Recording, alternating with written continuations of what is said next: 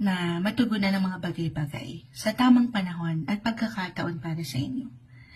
Okay, 7 of Cups reverse. Ito yung naiiwan ko pagdating sa work. Mari ito yung mag-apply sa work eh. Parang ang dami. And it could be overwhelming sa feeling na nakahain o ihahain sa inyo this month. So, isa-isa lang, take it easy. Hindi nyo kailangang madaliin, hindi nyo kailangang ma-pressure. Although sa reality, especially kung meron talaga kayong mga boss, diba? Hindi nyo maiwasan na makaramdam nung sandali.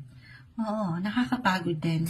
So, very important this month na magplano para sigurado. Maglaan din kayo ng panahon para makapagpahinga.